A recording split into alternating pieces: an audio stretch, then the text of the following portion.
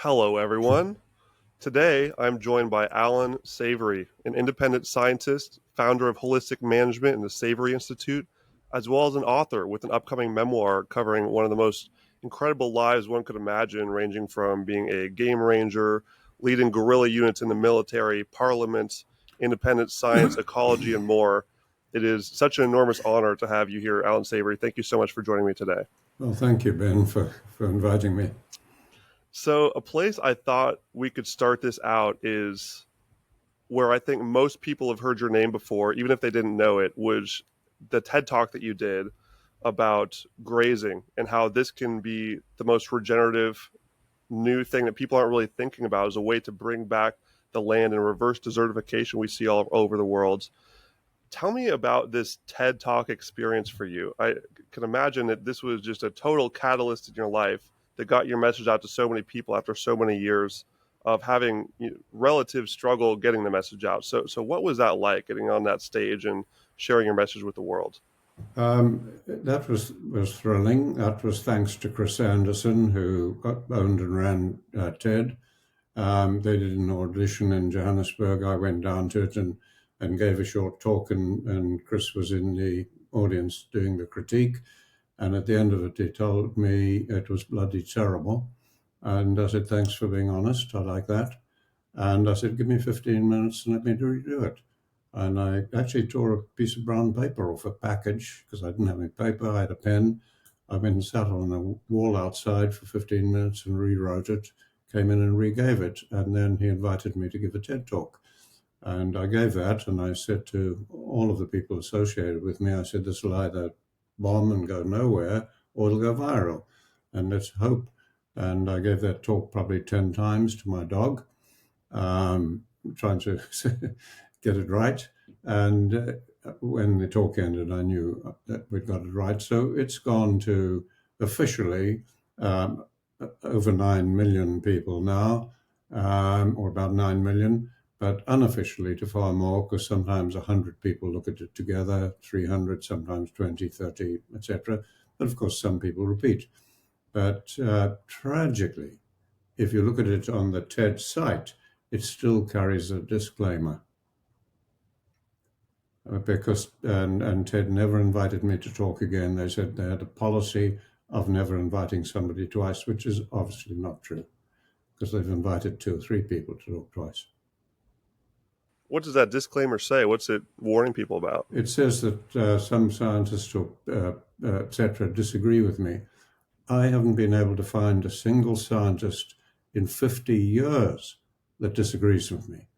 Hundreds, thousands of academics who have no idea what my work is disagree with me. No peers. I haven't had a single peer say, what's wrong? And in developing the work, I was commissioned to put 2,000 scientists and academics through training by the US government, USDA, Soil Conservation Service. And we did that over 2 years. And I deliberately spent 1 hour of every day with those 2,000 people on nothing but what I called anything goes. In other words, I said, we've got 1 hour we're devoting every day, and it is your job to find out where I'm wrong, either logically or in any science you're aware of. And in 2 years of that, with 2,000 scientists, we couldn't find any error in the logic or the science. So to hear that there are people who disagree, I wish one of them somewhere in the world would come forward and tell me where.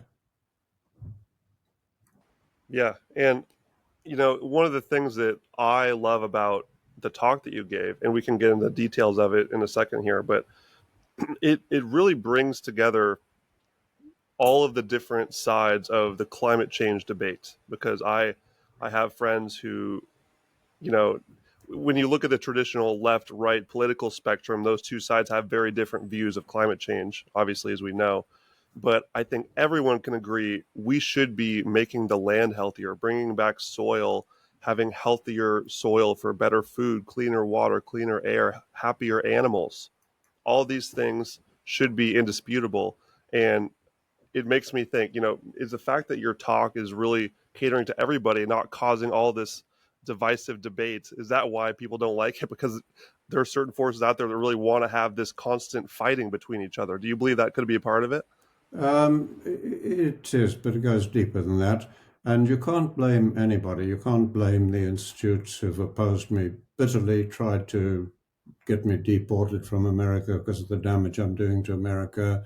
That's powerful universities and the International Range Society, or in Southern Africa, where I was banned from setting foot on any university campus in the whole of Southern Africa for over 20 years. You actually can't blame any of those people. It took us a long time to understand it. But what I spoke about at the TED Talk was just one aspect of our work, but it was the first one that we discovered in the 1960s. And that was the whole world had always known what caused desertification. The desert sands that overwhelmed the biblical cities created the great deserts of North Africa, up into China, across into India, and the world knew what caused that. It was wherever there's damage to land, it's too many animals. If animals are involved, and that had become a scientific truth. You find it in ancient texts, blaming the shepherds for overgrazing and causing the deserts. So there are thousands of PhD dissertations based on that. Not a single one even defined overgrazing, because we knew what it was. You don't define that water flows downhill because you know it. And it was the same with livestock. If land is deteriorating and animals are involved, there's too many animals, period. And what I discovered in 1960s was that was wrong. So it was heresy. And so you cannot blame anybody who opposed that, etc., and still does. The people are not wrong. It's just how humans behave to new discoveries that go against the beliefs of society. So nothing's changed since Galileo and Copernicus. Nothing's changed. And we see this happen no matter what industry or field it is. There's just this built up belief that a lot of people have put a lot of reputational capital in. They've spent many years or decades studying these things, and they need that to be true, this idea to be true, for their identity to stay intact. And it's really painful for their identity to be shattered and to come up with a whole new idea. And it takes a really special kind of person. And you do hear these stories rarely where someone will say, you know what, my whole life's work was a lie. Let's Yeah. start over. Let's figure out the truth. But Yeah. it's so rare. And I'm assuming that, do you believe there's still people out there that do this and are able to completely shatter their life's view and they can start over? And what do you think is the path to fostering an environment where more people are open to doing this? Because surely financial investment is a big part of it. Like we said, educational investment. How do we get it so more people can be okay with this? Well, I This would like to get our discussion into that, and I think there's another way to do it. But to answer your question, I don't think you'll solve that problem of how to get people to accept that they were wrong, uh, because it's so associated with the level of self-esteem.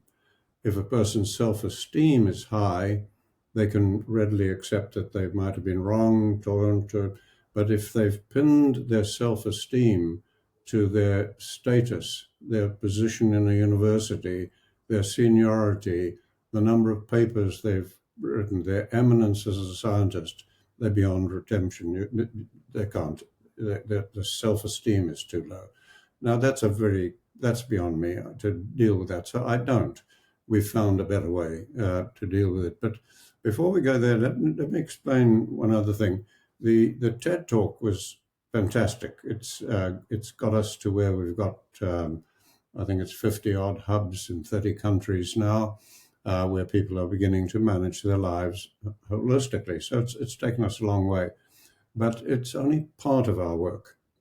It was the part that and I'm using the word I, discovered in the 1960s and how to solve it.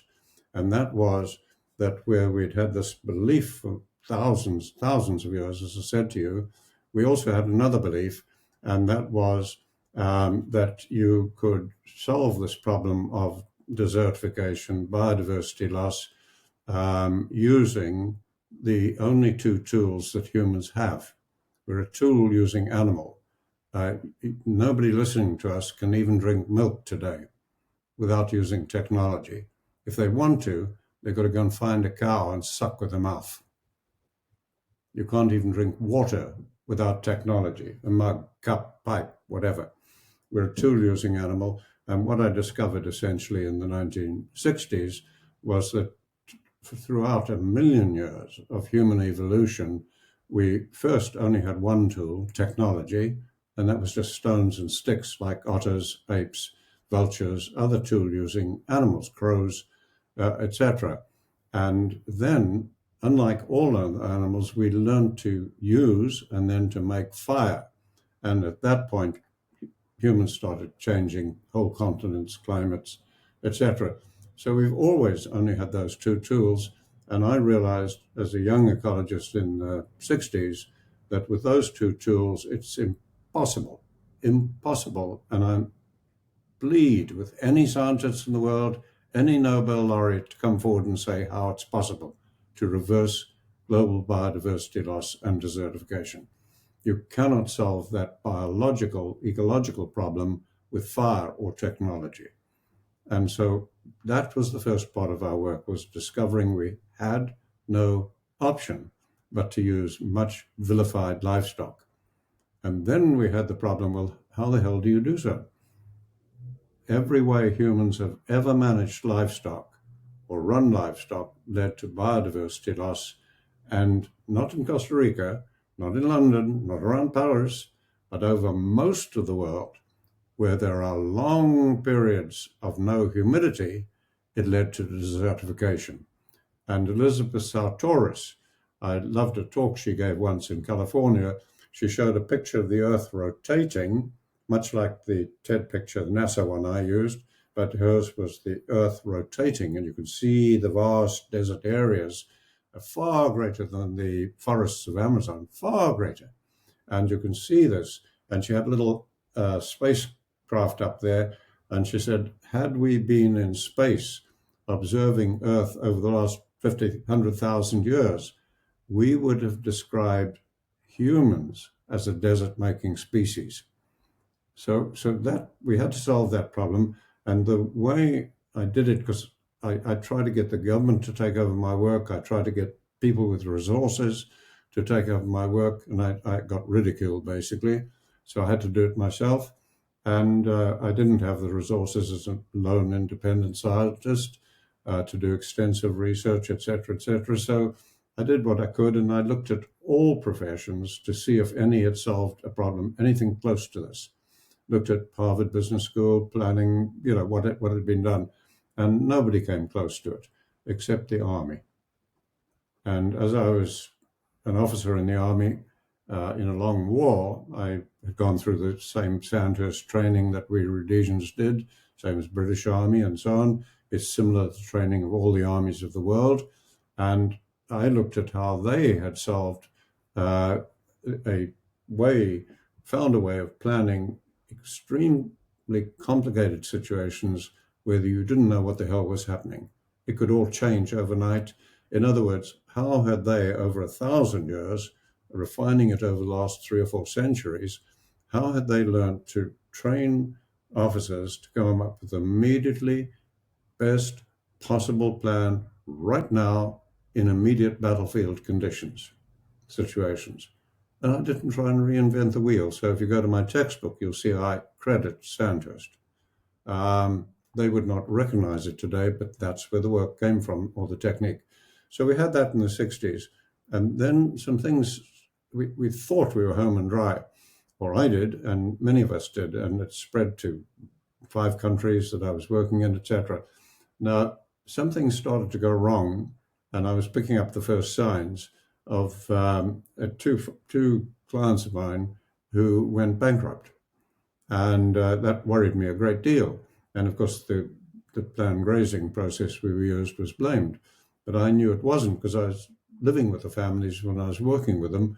And the one, I'd seen the warning signs, and they went bankrupt because of a divorce. And I hadn't catered for a divorce. I hadn't catered for the full social consequences. We're social, cultural creatures. And the other case, I was staying with a guy, and he went into a big irrigation scheme, 3% interest, long time to pay it, blah, blah, blah, government project. And he went into that, and I said, I think you need to be cautious. You're going to have to pump all the water onto your fields. That's going to take diesel, that's going to take energy. But I'm only advising you on your land and your grazing.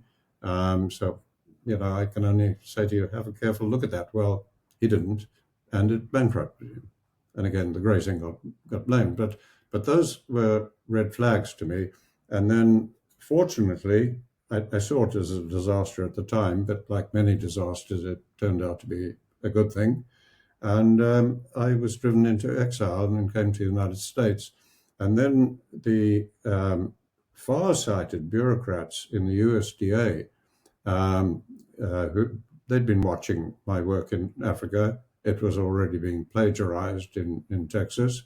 And they came to me and asked if I could provide training for them. And I said, yes, I'd love to, but on one condition: we make it open to everyone, all the universities, all the government agencies, not just one. And so that was agreed, and interagency committee was put together. Don Sylvester chaired it. And that's when I put the 2,000 people through training. Now, I described that in the memoir and what came about, so I won't spend time on it now. But that's when we emerged with the second part of the problem. And that is, in many ways, no, you can't divorce them, but it's equally or more important than the fact that you cannot save the world now from desertification without livestock. The second part of it again went against all human beliefs.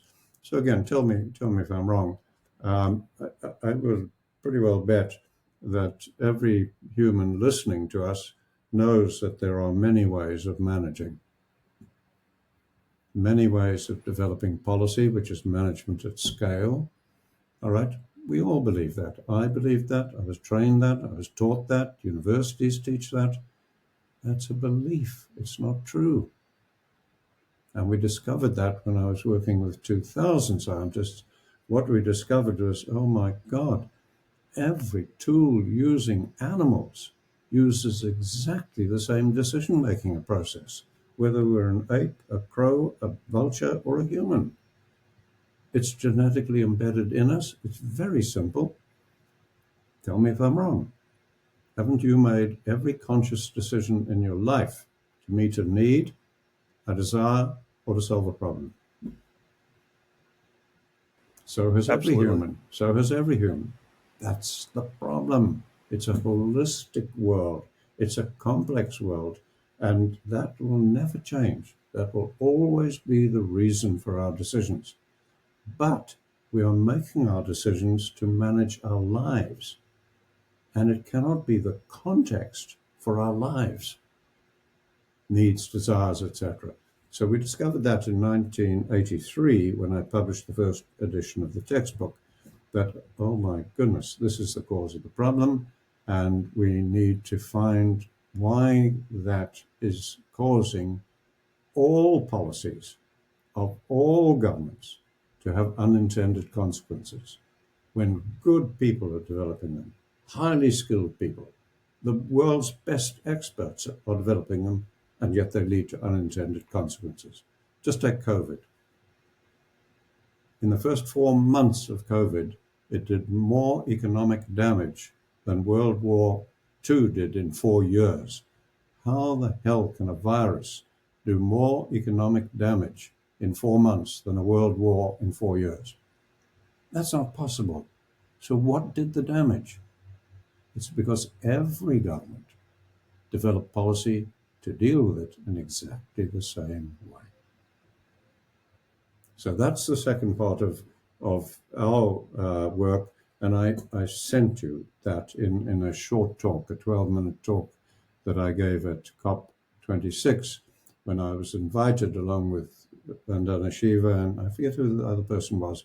Anyway, 3 of us were invited to talk about how regenerative agriculture might help solve the climate change problem. And having been invited to talk about that, as you see, I refused to do so. And I said, there are people who know far more about agriculture than I'll ever know in my life. I'm just an ecologist, although I've farmed and ranched and game ranched. Um, and I said, but I want to talk about the cause of the problem because I know nobody is doing so. Now, Ben, everybody knows if you've got a headache, you've got a problem. Deal with the cause of it. If you take aspirin, you're dealing with a symptom. And if you take aspirin and you take more aspirin, you start to get high blood pressure or whatever. So you take codeine. And the more codeine you take, but you've still got the headache because you're just masking it with these symptoms. And then you take Tylenol. And now you've got liver problems and other problems. And that just describes how we work in the world. So if we've got a problem and you find that my headache was because somebody was banging me on the head every half hour, we'll just stop that and the headache goes. It is that simple. So I think you have interviewed a number of people in some of the 600 odd regenerative agricultural organizations in the world. You've interviewed a number of them. Tell me, did any of them spend 2 minutes talking about the cause of the problem? I'd have to go back and listen again. What would you define as the clear cause that you're alluding to here?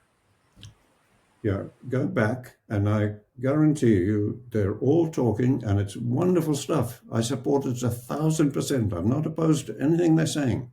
But what they're talking about is how to produce food by farmers based on the biological sciences. Now, how we produce food is not the problem because everything we produce, whether milk, bread, butter, cheese, wheat, cell phones, bombs, planes, cars, music, orchestras, cities, everything we produce stops if you stop producing it. You do not manage anything we produce. You don't manage it. You produce it. All right, so that's what they were talking about. And if you go to, say, COP 26, 27, 28, 29, you can go to COP 100. You'll find them in the agricultural sphere and the energy sphere, you'll find the same. You'll find people arguing for farmer production of food based on the biological, ecological science, and you'll find the mass of people arguing for corporate production of food based on chemistry and marketing of technology. And then you'll find the mass of our 9 billion people, or however many are apathetic. So they support the bulk. And that's why agriculture is the most destructive industry ever in the history of the world, more so than coal, fossil oils, mining, anything has ever been. All right, so when you ask what is the cause of it, that fortunately, and I stress through no wisdom on my part, I'm just an ordinary person, I accidentally stumbled on in my 20s.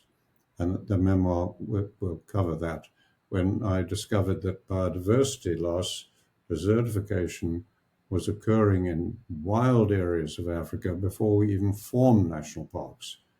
And I was working with one of the world's top ecologists at that time, Sir Frank Fraser-Darling, and he had no answers. And I realized, oh my God, this is serious. And that changed my whole life and led to the last 70 years of working on that problem, trying to understand it and solve it. So as I put in that short talk at COP that I sent you, I said, thankfully, while we've had no denial about desertification, we knew it was due to livestock, and I've addressed that, so I won't go back to it. I said, we have had denial about climate change being caused by humans. And we've had a lot of confusion, and that denial is still going on. We're seeing it in America right now. But I said, over the last, 5, 10 years, whatever, every sane scientist has acknowledged that humans are causing accelerating climate change. I think we can accept that now. Sure, there are a few who are saying humans have got nothing to do with it. But they are wrong, because desertification is a major part of it, and that's 100% due to humans management, as I showed in the TED Talk. So we now know that humans are causing climate change. Now, science is logical. Science is not illogical. Science is deduction, logic, etc., knowledge. So if the world acknowledges that now, it's tragic. The media has missed it. Our universities have missed it. Our governments have missed it. They've all missed the significance of that acknowledgement. Let me explain why. If you have a problem, climate change, and you acknowledge that humans are causing it, now you have the cause. Humans are causing it. You can have 2, 3, 4, many things affecting a problem, but only one root cause. So if humans are causing it, then fossil fuels are not causing it. And livestock, methane, is not causing it. It's humans causing it. They're causing it by management, how they manage fossil fuels, how they manage livestock, how they manage forestry, how they manage fisheries, how they manage all resources in the world. So that's what we need to focus on. So you actually don't need to even relook through all your past talks, because I think I can guarantee none of them talked about what we manage. Now, if we don't manage food, beef, wine, cheese, forests, fisheries, whatever, if we don't manage these resources that we are producing from nature, what is it that we manage that world leaders need to focus on? And here again, unfortunately, this came as news to everybody. We only manage 3 things. And everybody listening to us can attest to this. You are managing your life, you and your family. And the first thing you've got to do is manage your economy. If you don't earn money, if you don't have money to buy food, clothes, men commit suicide when they can't support their families. It's very common. And only then do you manage nature to produce every single thing that sustains humanity and civilization. All the forms of food, all the forms of music, art, literature is produced from nature, goes back to nature. Okay, so we choose these 3, we manage these 3 things. Now, if you look at the millions of things we produce, whether cell phones, bread, wine, bombs, whatever we produce, because we don't manage it, if you stop producing, it stops. And with most of it, which involves technology, if a battery run dries, it stops. If fuel runs out, it stops. And with any form of food, if you stop producing it, it stops. And you can choose to produce milk or meat, cheese or wine, cell phones or bombs, cars or planes, or whatever. You can choose. Now, when it comes to the 3 things we manage, our families, ourselves, our cultures, and at scale, our institutions, we cannot manage at scale without an organization or institution. So we're managing that human component. And the first thing the political party, the environmental organization, the farming organization, whatever it is, has to do, or the family, is finance themselves. If they go out of money, they're out. And then, whatever they are, institution or human, at whichever scale, now they are managing nature, our life, supporting environment from which we produce every single thing that makes every business, every economy, every civilization possible. And you cannot choose to manage only the humans, or only the organization, or only the economy, or only the land. You can't choose. If you do, it will fail, because they're indivisible. And that was the second discovery when I then, and that I say we, because 2,000 of us working on that, When we did that, that's when I published the first edition of our textbook. So, one of the things I would really like to drill into here is for those who haven't watched the talk on YouTube, the TED Talk, which I obviously recommend everyone does for the full detailed breakdown with the visuals and everything. But and I know you've spent your whole life breaking this down for people, so I can imagine how many times you've done it over the years. But for those who just want the 101 elevator pitch on what you're talking about, I know we brought up this idea of livestock grazing as being the essential piece. Could you give us that elevator pitch for the people who haven't heard this before? What is the solution to this problem of desertification and biodiversity loss we are seeing around so much of the world right now? Well, you've got it now that it's two things. It's how humans manage resources, right? So that's the number one thing. Now, if you, as I see in your background, you're in Costa Rica, you've got perennial humidity. So life goes on. Birth, growth, death, decay.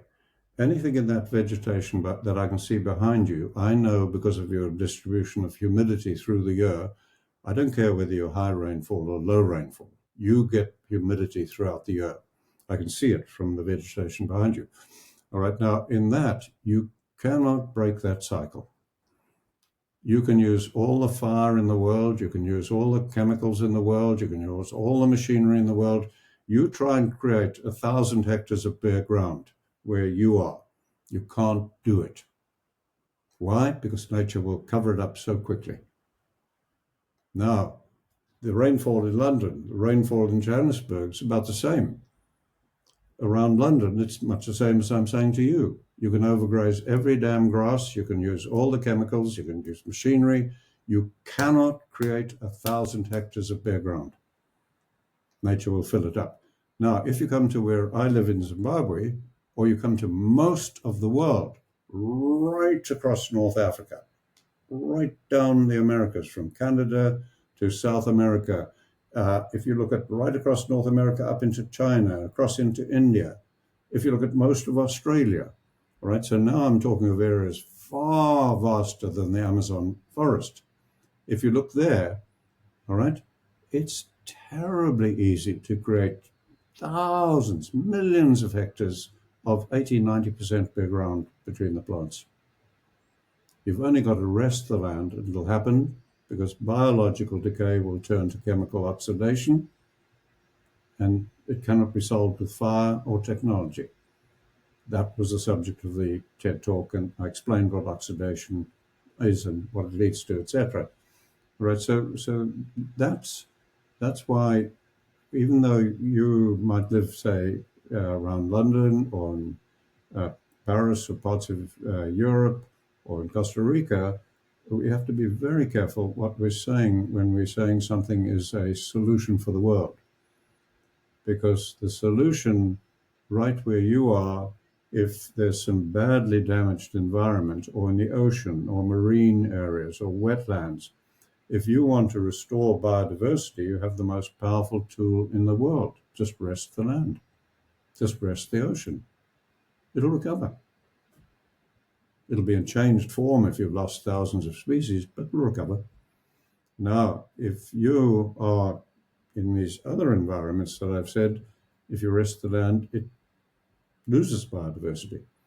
Okay, so that's a critical part. Now, when you ask me to make that very, very simple, I often just say to people, and I hope this isn't a sexist remark or anything, I'm a bit old-fashioned, but I've often said to people with a PhD in range science, I said, God damn it, if you can't understand this, go to the village and join the old ladies in tennis shoes garden club. They'll teach you. Because if you go to them and you're dealing with a piece of bare ground and you say, how could I possibly get this to cover up?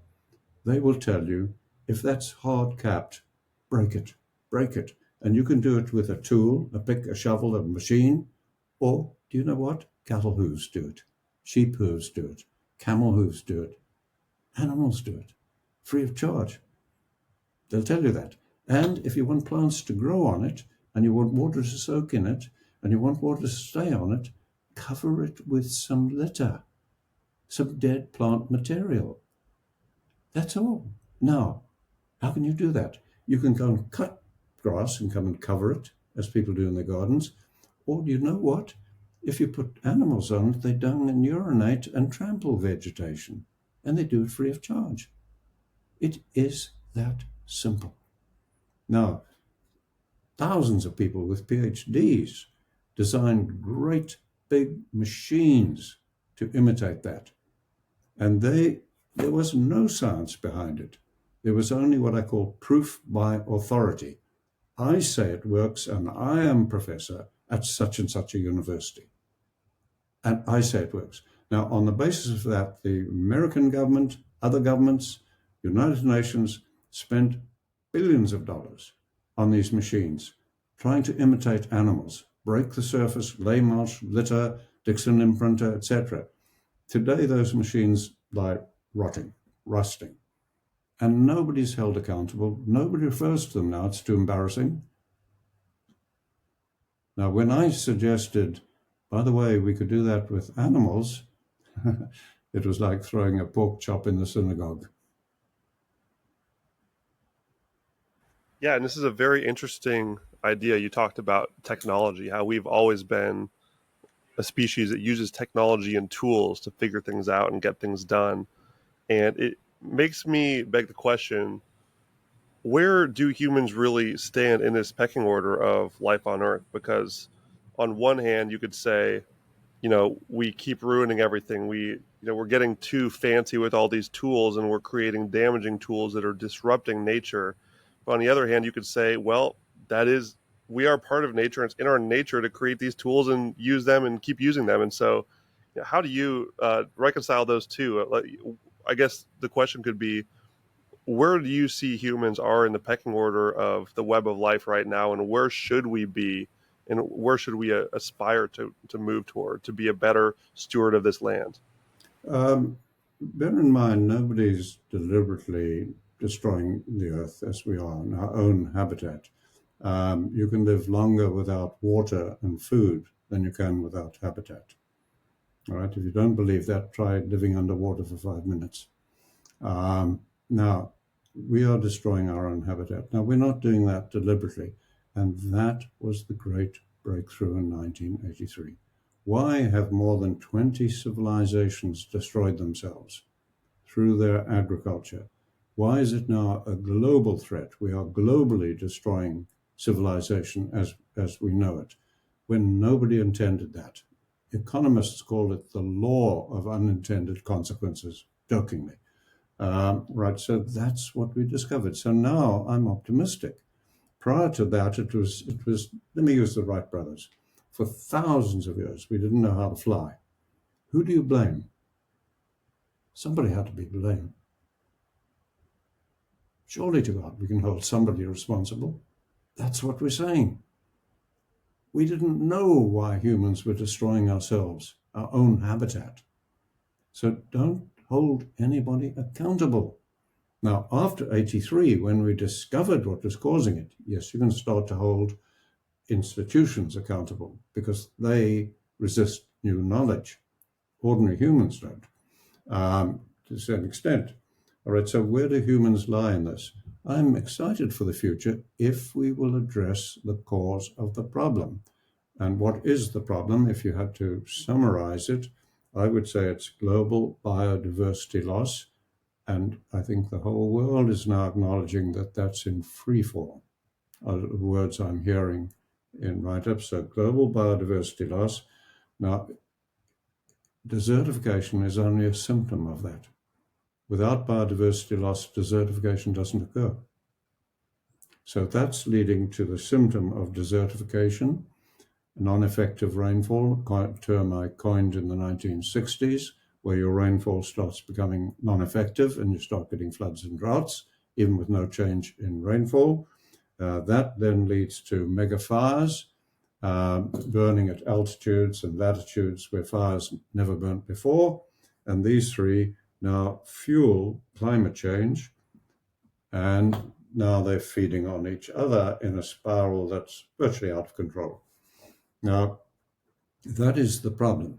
Now, if you're going to break that cycle, if you look at the world's scientific community, how they're trying to break it at the atmospheric level of excess carbon, greenhouse gases, etc.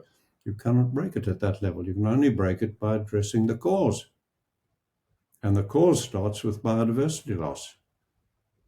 And what we are calling climate change today began roughly between 50 and 100,000 years ago.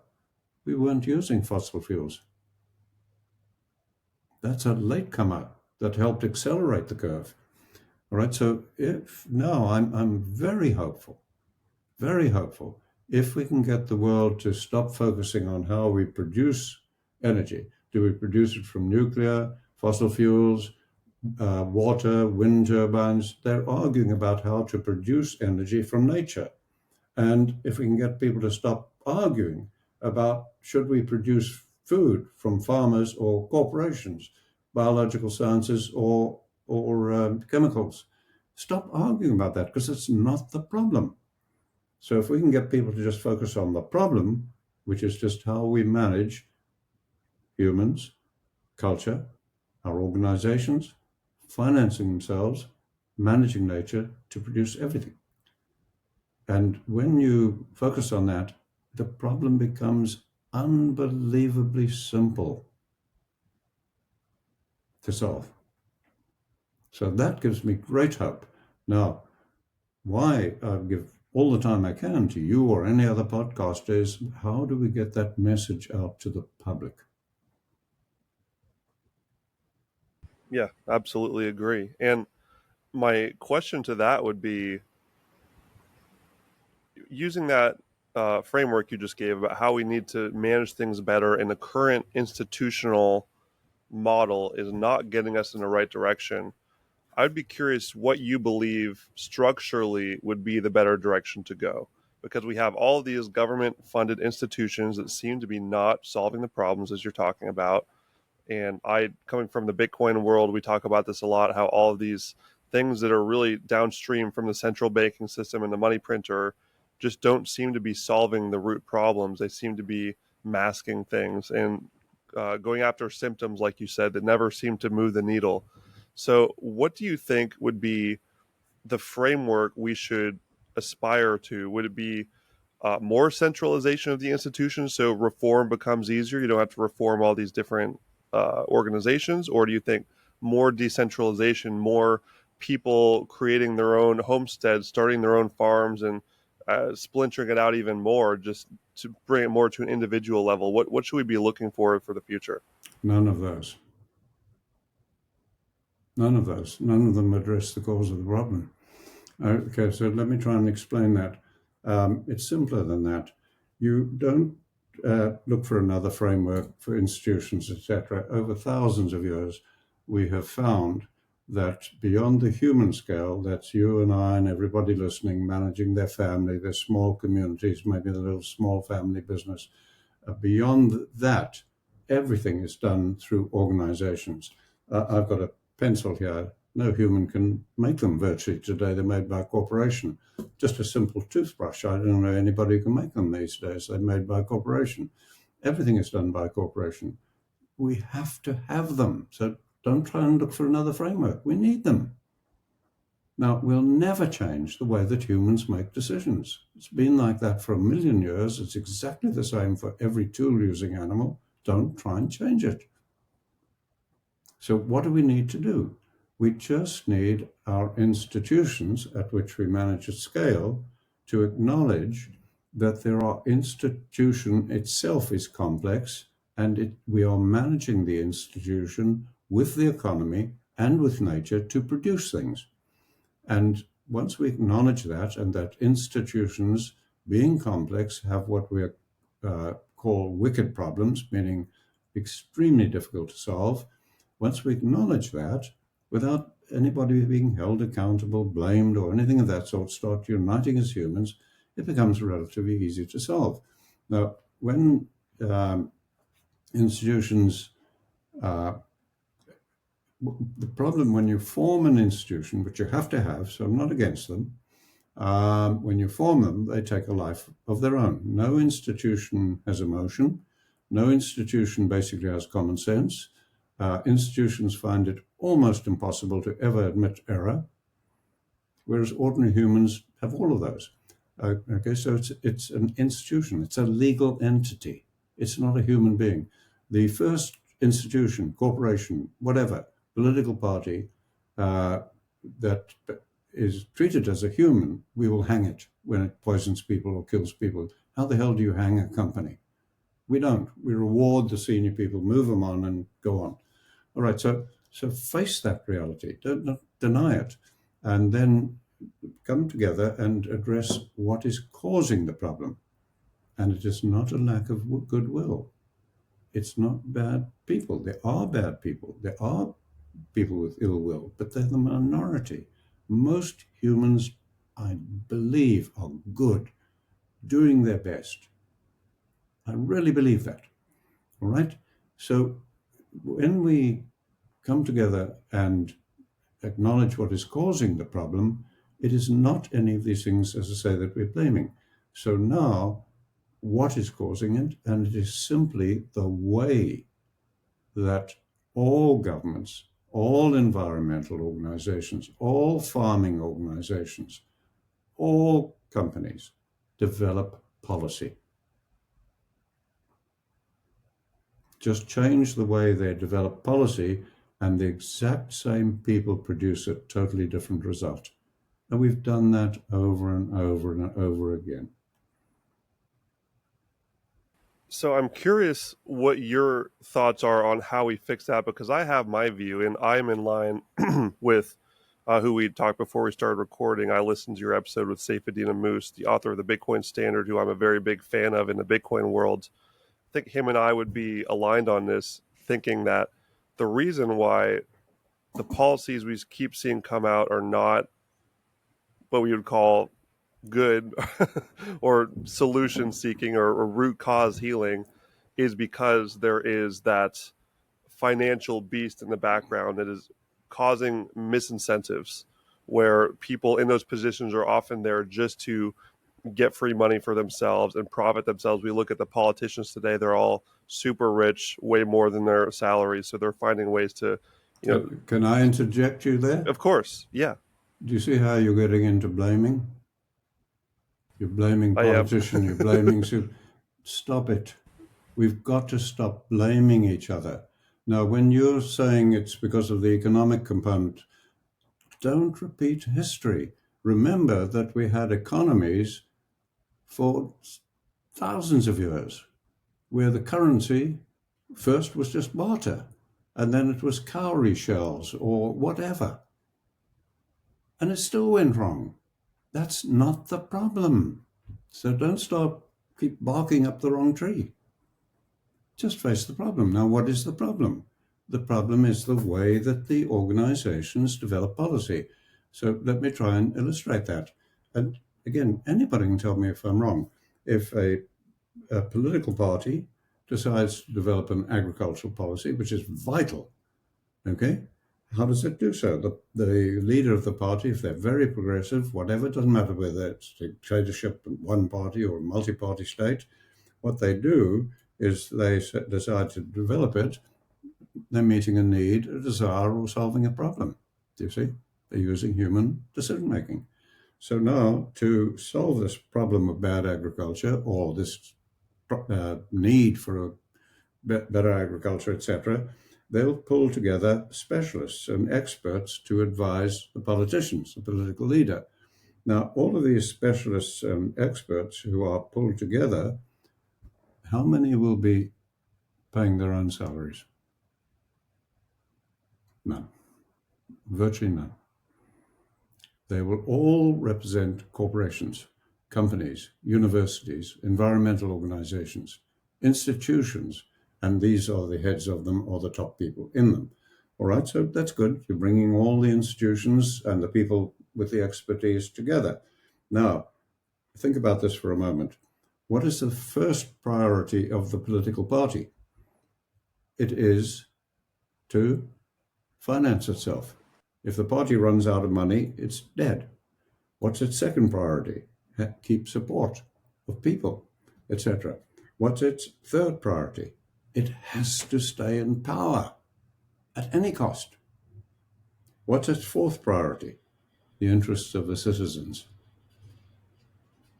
All right, so the party convening this, its fourth interest is the citizens. Now, all the institutions brought with their experts to develop the policy, first point, all of them are experts in forms of production, energy, food, whatever.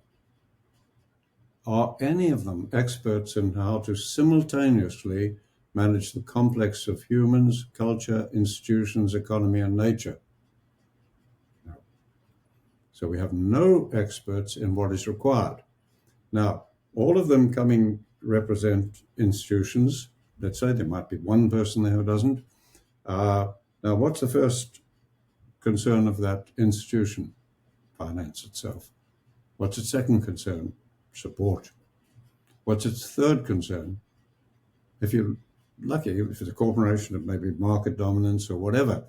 If you're lucky, the third concern or the fourth concern will be citizen interests.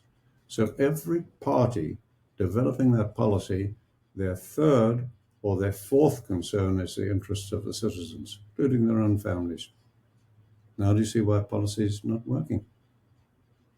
So when we develop policy using the holistic framework, I can't go into here, but we neutralize all of this without anybody feeling blamed, responsible, anything like that. I literally hate blaming anybody or condemning anybody. What I do is to condemn how institutions behave, because if we don't face that, we're doomed. Now, when I say that, let me illustrate it with an example that happened to me a while back. I was talking to two young men in my own country. They have grown up in the country. They've seen me over years struggling. And they made a statement to me. They said, "Allan, you're doing something wrong." They said, "We've watched all our lives. Your message is so simple, so clear, and yet we've seen you facing constant obstruction and rejection, etc. So you're clearly doing something wrong." And I said, "You guys, you're all right." And I said, "I've had many people tell me that over the last 60 years. I've had nobody tell me how to do it right." So we're trying to put two new heretical concepts into society. And I said, "But anyway, how are you guys doing?" And they said, "What do you mean? We're not managing anything." And I said, "How are you doing?" And they said, "We don't understand you." And I said, "Well, by the look of you, you look like Christians. Are you?" And they said, "Yes." And I said, "What did your founder have to say? Didn't he talk about love and caring? Isn't that simple?" Over 2,000 years, how many millions of Christians, families, people have been capable of love and caring for each other? Millions of millions. What happened when you managed religion at scale? You formed well over 2,000 Christian churches, and you've been fighting each other, going to war. It was Christians who carried out the Holocaust. You've had major religions protecting pedophile priests. Is this what your founder said? I said, "You guys aren't doing any better than I am." And I think at that point they got it. Our institutions, we have to have them, but we have to start facing the fact that they're not human.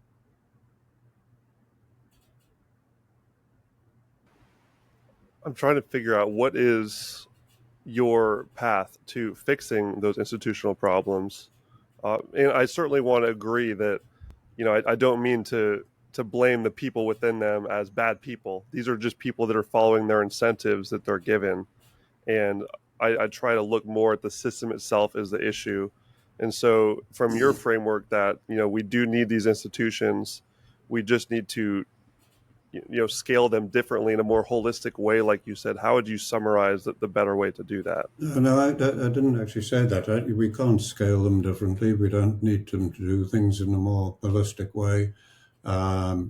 People thought more holistically for centuries. Old cultures, Aborigine cultures, Native American cultures, it didn't help them. It's how humans make decisions. I keep stressing that. All right, so we need our institutions. And as I said just now, If I could wave a magic wand, it'd just be to get one statesman, leader of any country, to just say, I'm going to carry on governing as I am. I'm a politician, can't take risk. But concurrently, I'm going to have my experts, my people, our country, develop policy in the way Allan's talking about. You just get the Savory Institute to facilitate it. They won't develop the policy, they'll just facilitate how you manage the complexity of humans, institutions, economy, and nature to produce food or to produce energy or whatever. So that would be my wish. And then the whole world could see, oh my goodness, this is not difficult. We're all complicating it. We're all talking about the wrong issues. We're all, and I don't want to repeat everything, we're all talking about how to produce, not how to manage.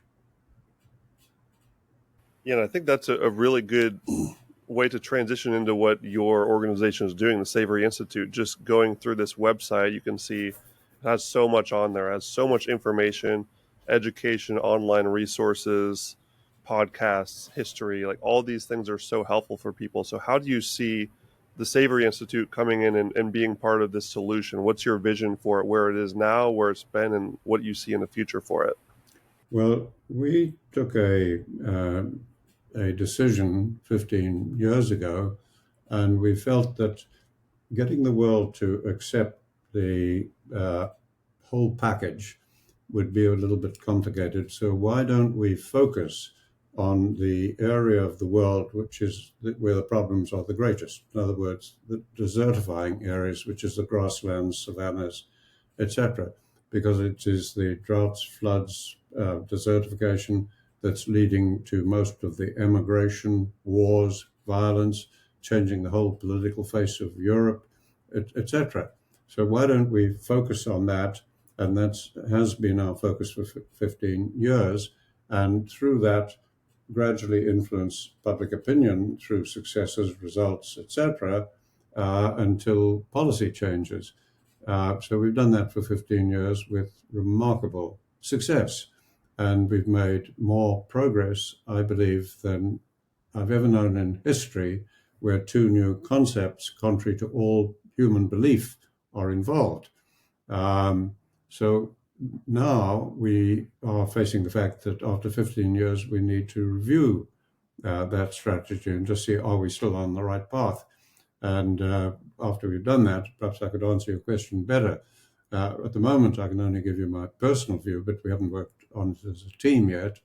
My personal view is that if we trim the rudder a little bit, we can direct that and get even faster results. So, but let's wait and see what comes out. I think um, what we're doing, as I said, has made great progress, but with a little trimming, we could focus more on the policy side of things and less on the management of the grasslands alone, which has sort of boxed us in as the people that are all about cattle and wildlife and grasslands. No, we're not. We're about managing people's lives holistically. And nowhere did I get that brought out better than my wife and I went to a book signing after I'd written the first, or we'd written the first edition of our textbook. And we went to Australia for a book signing. I had trained two Australians who had gone back training many, and we were met by over 300 people at this book signing from every state except Tasmania. And what I liked was the number that came up and thanked me, and I liked that, but not for saving their farm, not for improving the land. What I liked was they came and thanked me for saving their family. Because managing holistically is all about managing our lives, not about managing grasslands. You cannot manage land. It cannot be divided from the culture, the people, the economy. They're inseparable. I love that, and I completely agree that this is so important that we reconnect back with nature using this holistic mindset in all aspects of our lives. And there's nowhere that you shouldn't be thinking holistically, long term. Work along with nature in everything that you do, 100%. And it's so awesome to see more people coming to that conclusion through all sorts of different fields. It doesn't really, even like Bitcoin, like we talked about. Bitcoin is a very different entry point than where you came from, for example, but we're still coming to the same conclusion that we really need to work with nature here. We need to stop trying to fight these natural laws we see all around us and think holistically, like you said. So, what would be the main call to action for the people out there that are looking for ways to become more holistic in how they present themselves in this world and how they raise families and just go about their daily lives in a holistic way? And you and I are representing the whole struggle right now between you and I trying to communicate as adults. And I've never found anything blocks learning except two things. I've never ever known ignorance block learning. I've only found what we already know as adults blocks learning, and our egos. All right. And you and I are both adults and we both have egos. So we're human. Now, nothing I've said indicates that we should change our thinking. You've said we should have a different mindset, we should think holistically. You said that in several different ways. Man, I never said that. I said we have to change the way we make management decisions. You see, that's a totally different thing. But and I'm not blaming you because you're an adult, you're relating it to what you know. Bitcoin, and so on. All right. Remember that for thousands of years, at least 100,000 years, early cultures saw their connection to nature. It's only a recent Western culture disconnect from nature. So Native American Indians, we know in latter generations, long after the early people, saw that connection, and they tried to make management decisions in the tribe, 7 generations, thinking 7 generations ahead. Go to Australia, the Aborigines, I mean, they've got ceremonies, everything. They're just tied to nature. Go to all the pastoral tribes, their livestock, they are part of nature. It didn't help them. The whole of Australia was being turned into a desert by those same people knowing, believing, thinking holistically. It's not going to help us at all if people just think holistically. We have to address the cause of the problem.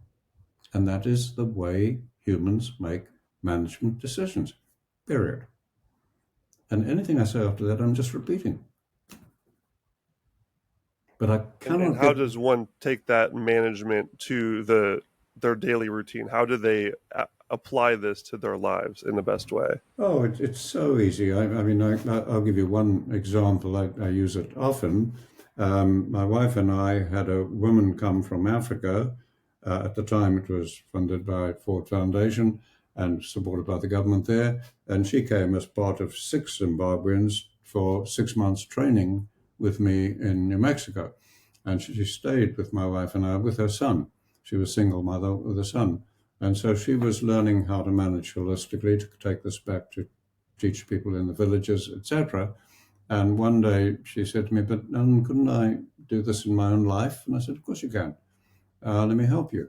So we sat by the dining room table, and I just said to her, "How do you want your life to be?" Because remember, she's going to make all her decisions against needs, desires, problems, and you can't do that. You have to have a holistic context for your life, to tie your life to your life supporting environment. So I just said to her, "How do you want your life to be? You're a single mother. Does anybody make your management decisions for you? No. Does anybody have veto power over management decisions in your life?" She said, "No." I said, "Then it's you and your son." Okay, so we've got it. Now, how do you want your life to be? And I just got her to lay that out, write it on a bit of paper. If she put any action, any decision already made, no, that's out of order. You cannot have an action, a prejudice, a decision already made in the holistic context to guide your management. It is a holistic context. And so when she had done that, I said, "No, you don't manage land, but everything you eat, everything you consume, everything you throw out goes back to the environment. So how would the environment have to be generally for your great great great grandson and daughters to live a life like you want to?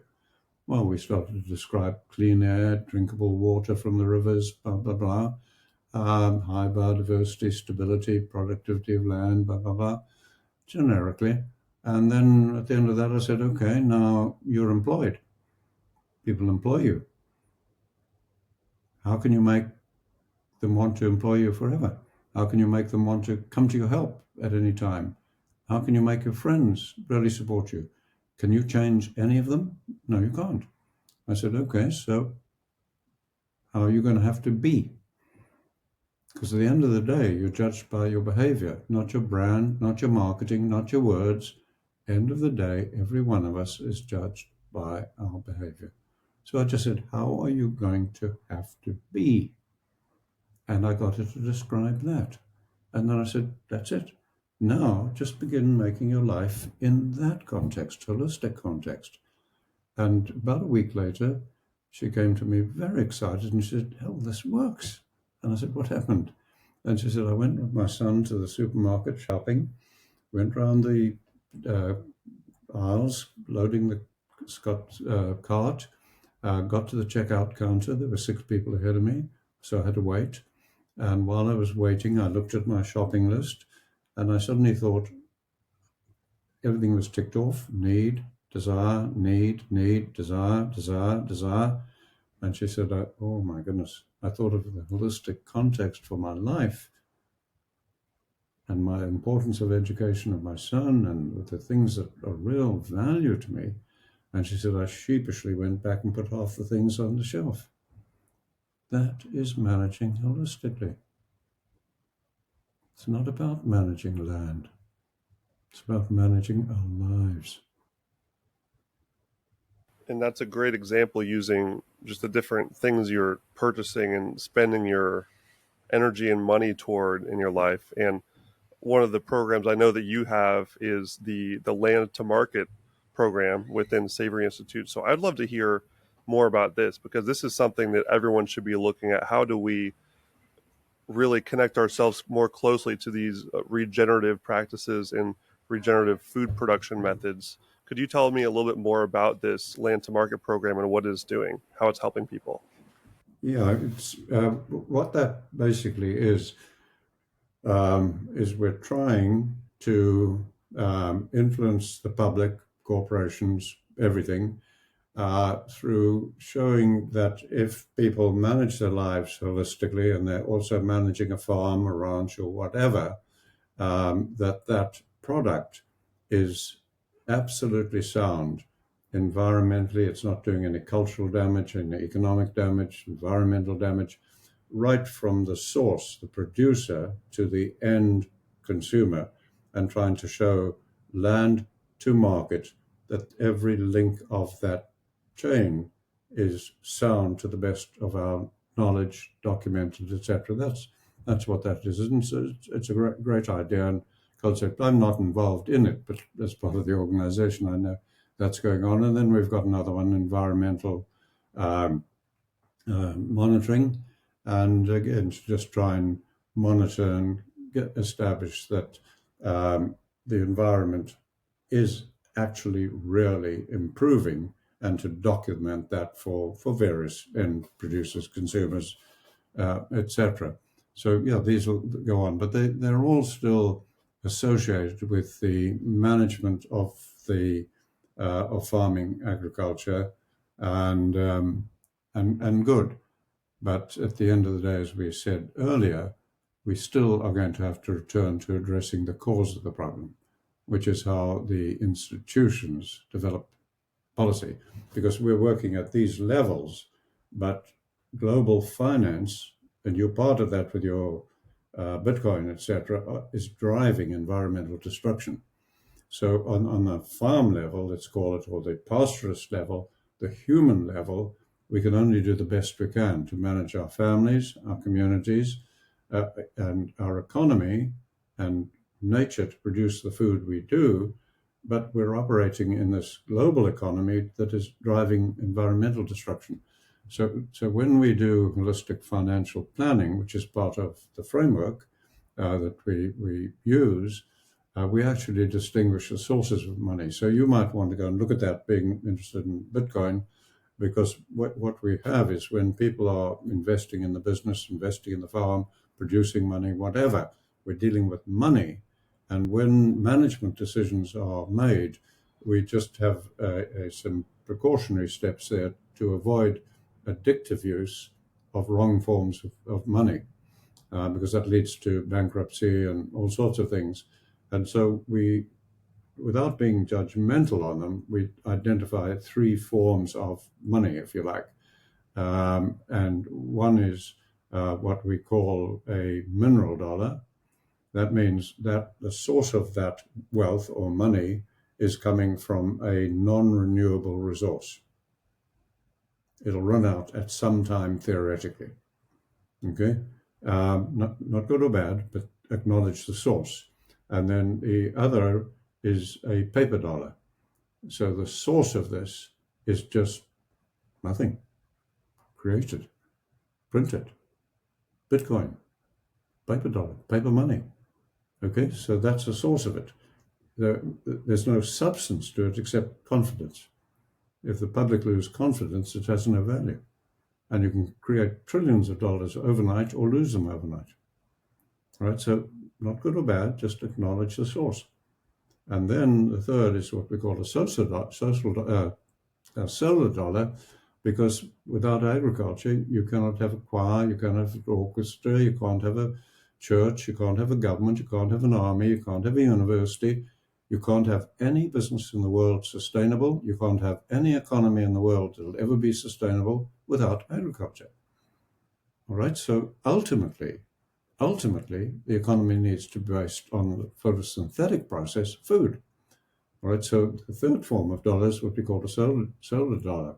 Now, in managing the business, the farm, whatever, we simply get people to acknowledge the source of the money. Are they borrowing it? Is it a grant? Where's it coming from? And the pattern of use. Because if you're using it once only to build infrastructure, it might be right in line with your holistic context. If you're using it, but it's going to be a repeated use, that's not so good. It might be. So you need to look at that very carefully. And then if you are using something like, say, a paper dollar, and it's addictive with compound interest, God help you. You didn't know that. And a study by Ohio State University, Deb Steiner and co-workers, she and her colleagues followed early adopters who came to me for learning from me in the early 1980s when I first went to America and started teaching thousands of people. And they, from California right across to Florida, averaged 300% more profit. And all they were doing was just following what we call holistic financial planning. And at that time, the time period over which that occurred, over 600,000 farm families went bankrupt, and suicide was the leading cause of death in the same markets. And people thinking of the sources of the money, managing holistically, I stress, averaged 300% more profit. We could be doing that all over the world. Yeah, and I know this is something that the Savory Institute is very monumental in helping, is you're increasing your footprint across the world to really push those principles or help educate on those principles, I guess I should say. Yeah. How would you describe the process of how these different hubs are actually helping these different geographical locations understand these things that you are saying and implement them in their communities? And people listening would probably like to know as well how they can implement it in their own communities. Yeah, I think that varies with every hub. It's like how long is a piece of string. So every hub is different, but what they are is local, um, formed by local people, managed locally, etc. And they're part of a network, hopefully helping each other, etc. Savory Institute is part of the network, and helping with the coordination of the knowledge. and the training and things like that. So each hub is different. And again, like everything, we have that under constant review, and we'll be again shortly reviewing that, I'm sure. And one of the things I'm anxious about, so I don't know what more to say than some are being more successful than others in getting the knowledge spread, getting more and more people to manage their lives holistically on farms, ranches, etc. And one of the things I'm anxious to do, and this is my personal one, is to get hubs like this formed in the cities, because it's not about managing land, but cities are all going to fail if we do not change how agricultural policy is developed. So if we could get hubs like this, just local people, deeply concerned, getting together like a book club, whatever, in the cities, and then they could have affinity with some of the rural hubs and be able to take people out and let them see the land, etc. So that's just an anxiety of mine, is to see some people, but you can't push with a piece of string. So if dozens of young people in cities said, we're concerned about the future and we want to form a city hub, I'd love it. Yeah, I definitely see that pattern where more and more people that are living in cities and have been brought up in cities are they're building a closer connection to why they need to think more natural and why their environment isn't everything. It's the grocery store doesn't make the food is a classic example. It's connected with the nature outside the city that makes the food is brought in. So they really it helps everyone. It benefits everyone to understand how that natural process works. And I agree that would be an amazing way to help educate these so many people, because there's so many people in cities that are so passionate about solving these problems, but they just don't have the correct A to B path to understanding what the solution is. So that's excellent. I love it. Yeah, I hope something happens there, because the bulk of the population in the world is now shifted to cities. The economic power has shifted to cities. The political power has all shifted to cities. And cities people, understandably, are right out of touch with nature. And nowhere do we see this more than the very sincere, genuine people who are vegans, vegetarians, because they want to be more humane, etc. The big environmental organizations that are so raise millions of dollars to stop poaching and try to save wildlife, etc. And these are all terribly sincere people forming institutions, etc.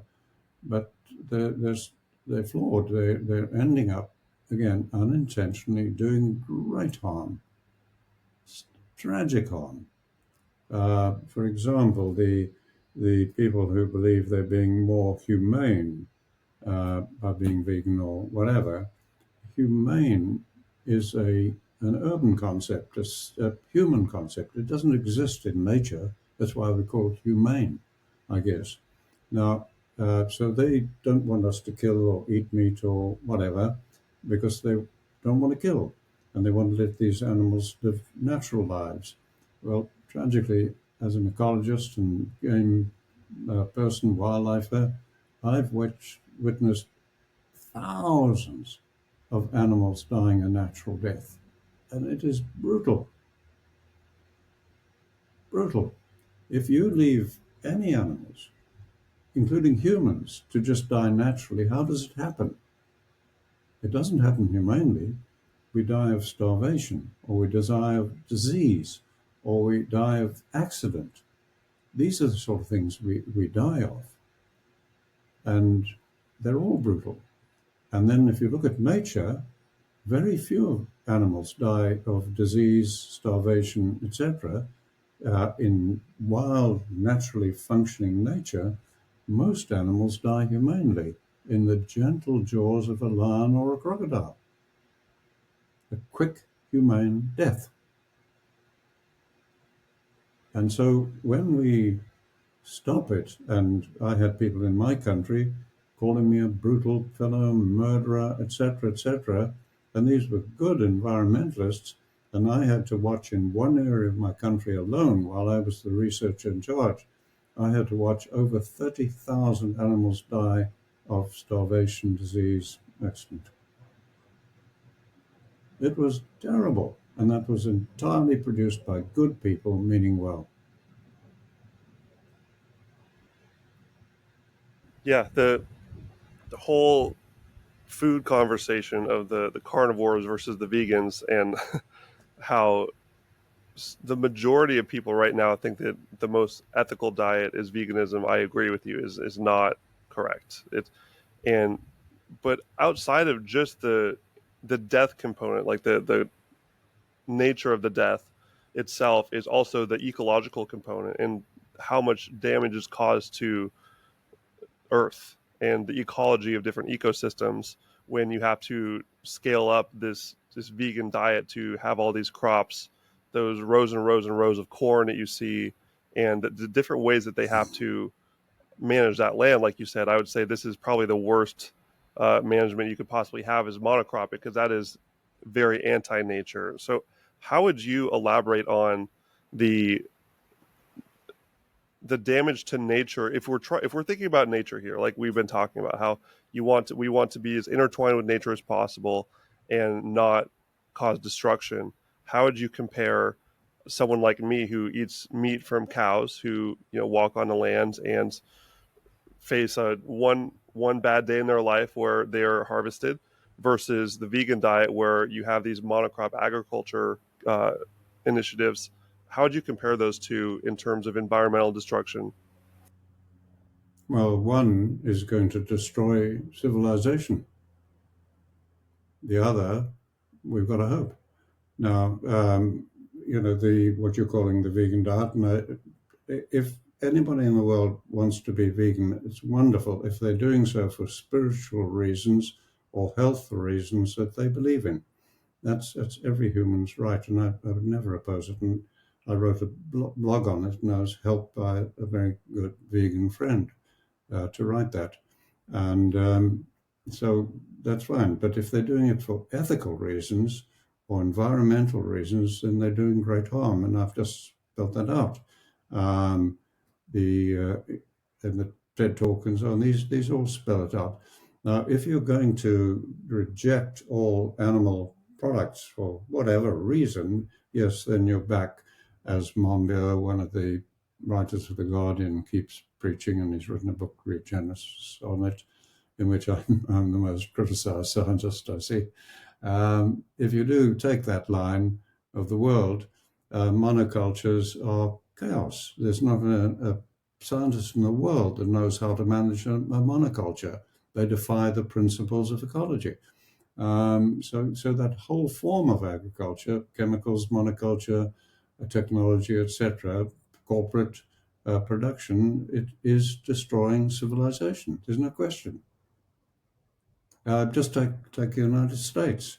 When I went to the United States, Soil Conservation Service people were very concerned and trying to get the message over unsuccessfully to the American population. I got the data from them. And I used to ask Americans, I was training thousands of farmers and ranchers and others, and I would ask them, what is America's biggest agricultural export? And they would all name grain or beef or whatever. And I'd say, no, no, no. And it would grind to a halt. And I'd say, none of you have mentioned the biggest agricultural export of America. And then they'd say, what is it? And I'd say, dead, eroding soil. And I got the figures from your own government. America was exporting far greater tonnage than all other exports together. And the Soil Conservation Service at the time was trying to get that to the public by saying it's the equivalent of a train of rail cars full of soil leaving the country every day, that train 21 miles long, leaving the country every day. And that was 40 odd years ago. And if anything, it's probably worse today. Why? Not because people are bad. We just go back to repeating, because of the way every government develops policy. Allan, I know we're getting close to an hour and a half here, and I want to respect your time. So I think this would be a good time to start wrapping things up and giving some good calls to action for the people out there listening, wondering how they can be a part of these solutions you're talking about and educating themselves on the root problems that you talk about as well. So, where would you direct people? I know you have tons of resources through your website, your TED Talks we talked about, your book, and your upcoming memoir. So, you're going to have multiple books out there. Where would you direct people, like myself? Also, like I'm definitely going to be listening back to this, and I want to read your books as well to do a deeper dive into these concepts you're giving me. Where would you send folks like myself who are looking to learn more about all of this? Well, the first thing is to care enough. If you don't care enough, you won't investigate, you won't follow up. So if you care enough about the future, if you're a young person, you should, and so on, then start getting more information, start getting involved. Now, that'll differ for everybody, wherever they are. We've talked about possibility of city-based hubs, etc. Good sources of information, go to the website, Savory Institute. If you get the textbook, get the most up-to-date one.